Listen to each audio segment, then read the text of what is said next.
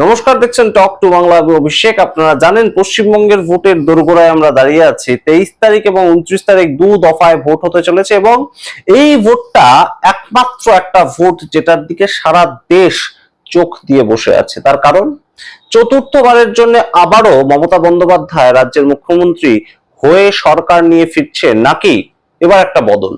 সেই ছবিটা নিয়েই এই মুহূর্তে প্রত্যেকটা জায়গায় আপনারা দেখবেন যে কোনো সময় মানুষের যখনই অবসর হচ্ছে তখনই মানুষ কথা বলছেন এবং সেটা নিয়েই এই মুহূর্তে সমীক্ষা পর পর বেরিয়ে আসছে।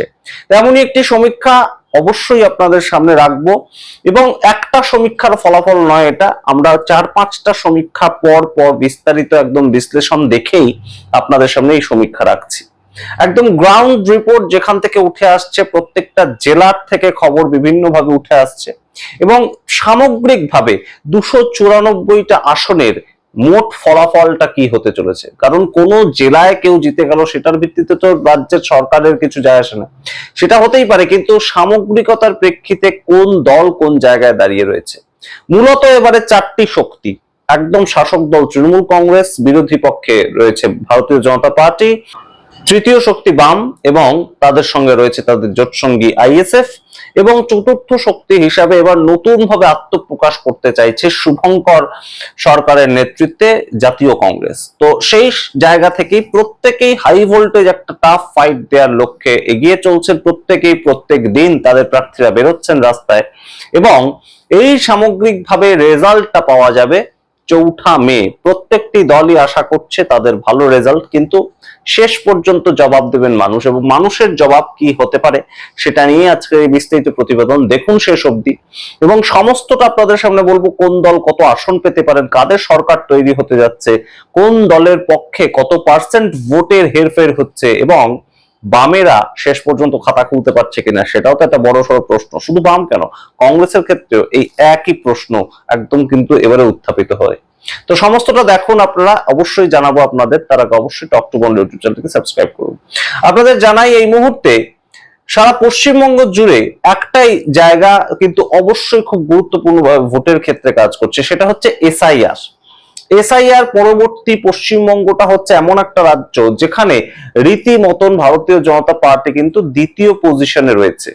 পশ্চিমবঙ্গের মূল যে গুরুত্বটা সেটাই হচ্ছে এটা, সারা ভারতবর্ষ জুড়ে 21টা রাজ্যে ভারতীয় জনতা পার্টি এবং তাদের অ্যালায়েড সরকার চলছে, কিন্তু পশ্চিমবঙ্গের ক্ষেত্রে ছবিটা অন্য। বারংবার ভারতীয় জনতা পার্টি ধাক্কা খাচ্ছে এবং 2019, 2021, 2024 প্রত্যেকবারই একইভাবে ধাক্কা খেতে হয়েছে ভারতীয় জনতা পার্টিকে। কিন্তু এবারে এসআইআর পরবর্তী সময়ে 91 লক্ষ মানুষের নাম কাটা গিয়েছে, এই ভোটার লিস্ট থেকে ডিলিটেড হয়েছে। তার পরিপ্রেক্ষিতে সরাসরি রাজ্যে বিরোধী দল নেতা শুভেন্দু অধিকারী তিনি বলছেন 177টা সিট পাবেন। কিন্তু বিজেপির এই মূল যে কথাটা 177টা সিট, তার ভিত্তিটা কি? তার ভিত্তিটা কিন্তু একটাই, যে হিন্দু ভোটকে একত্রিত করা। কিন্তু হিন্দু ভোটকে একত্রিত করাটা কি এতটা সহজ হবে এবারে?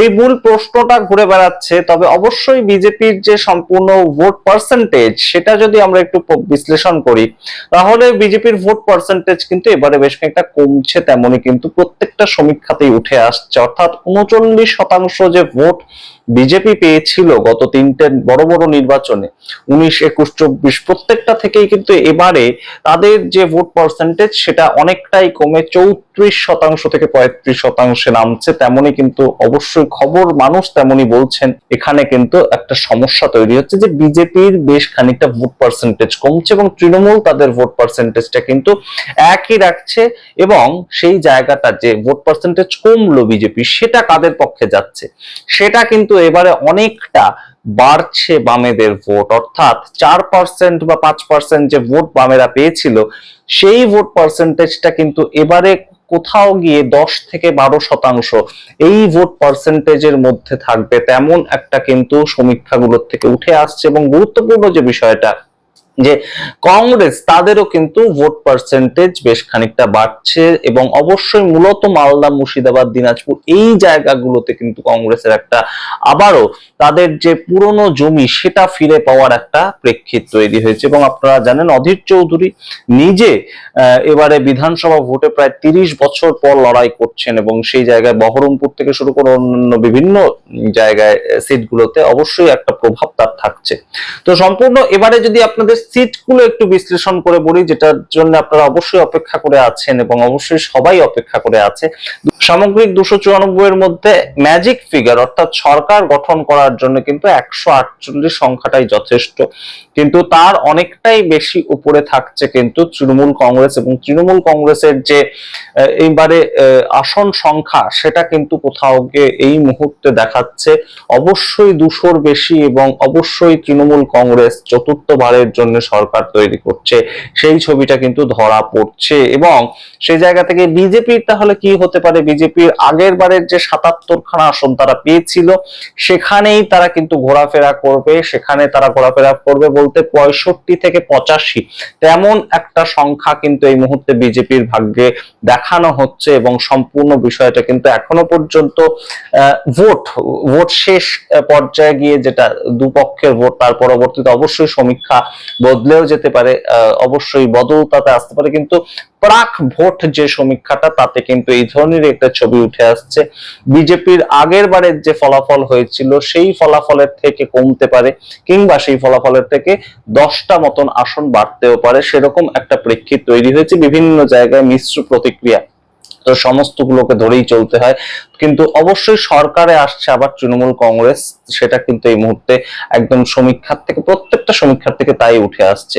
এবং আপনাদেরকে জানাই এই মুহূর্তে কংগ্রেস কিন্তু মালদা, মুর্শিদাবাদ সেরকম জায়গাগুলো মিলিয়ে 5টার কাছাকাছি এই মুহূর্তে সিট পেতে পারে তেমন একটা প্রেক্ষিত তৈরি হয়েছে, এবং আইএসএফ তাদের পক্ষে যেতে পারে 1টি থেকে 2টি আসন, এবং অবশ্যই বামেদের পক্ষে অবশ্যই গুরুত্বপূর্ণ যে প্রেক্ষিতটা, বামেরা অনেক চেষ্টা করেছে এবার, অবশ্যই তাদের তরুণ ব্রিগেড তাদেরকে ময়দানে নামিয়েছে, আমরা দেখতে পেয়েছি বিভিন্ন নেতা নেতৃত্বরা তারা ময়দানে নামছেন, কিন্তু বামেদের পক্ষে কিন্তু এবারেও তেমন যে সংখ্যার বিচারে একটা গুরুত্বপূর্ণ জায়গায় তারা আসতে পারবে অর্থাৎ আসন পাবে সেইটা কিন্তু এখনো পর্যন্ত খুব একটা দেখা যাচ্ছে না। বাস্তবিক যে চিত্রটা সেটা কিন্তু তারা অনেক জায়গাতেই তৃতীয় পজিশনে ছিল বামেরা পর পর কয়েকটা ভোটে, কিন্তু সেখান থেকে অনেক জায়গাতেই কিন্তু দ্বিতীয় পজিশনে বামেরা উঠে আসছে, অর্থাৎ তৃণমূল প্রথম পজিশনে যদি থাকে দ্বিতীয় পজিশনে বামেরা উঠে আসছে, কিংবা বিজেপি যদি প্রথম পজিশনে থাকে সেখানেও দ্বিতীয় পজিশনে অনেক জায়গায় দেখা যাচ্ছে যে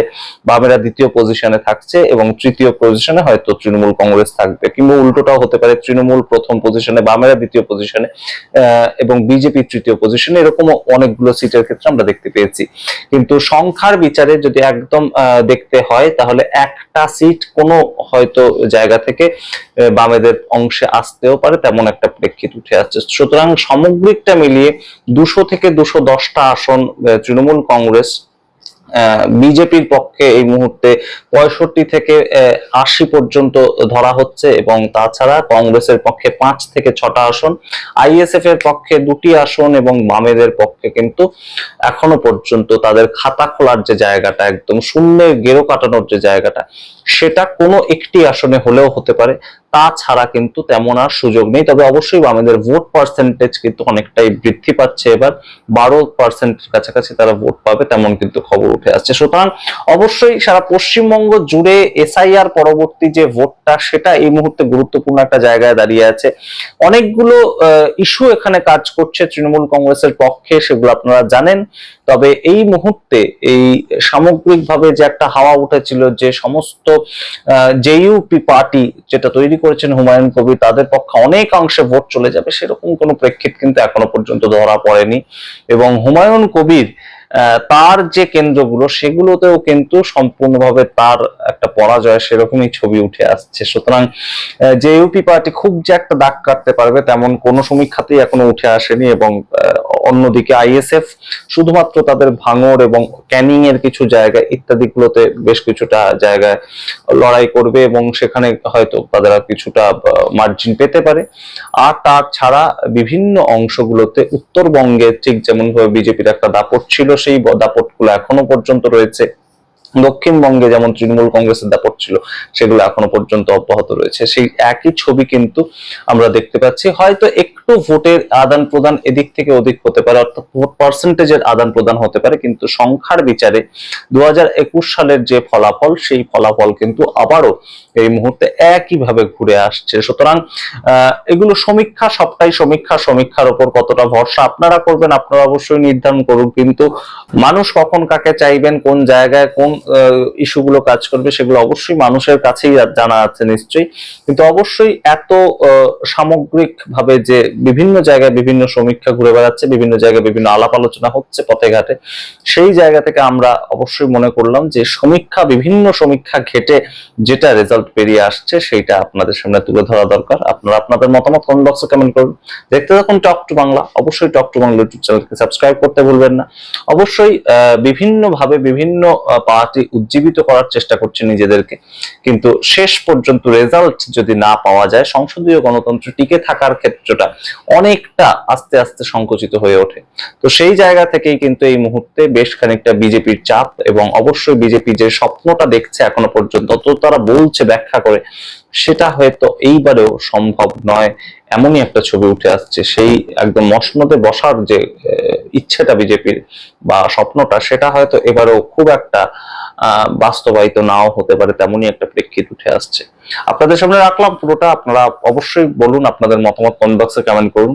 অবশ্যই টক টু বাংলা ইউটিউব চ্যানেলকে সাবস্ক্রাইব করবেন, এবং অবশ্যই টক টু বাংলার ইউটিউব চ্যানেলের পাশে দাঁড়ানোর জন্য জয়েন এবং থ্যাঙ্কস বাটন ক্লিক করে আমাদের আর্থিক সাহায্য করতে পারেন।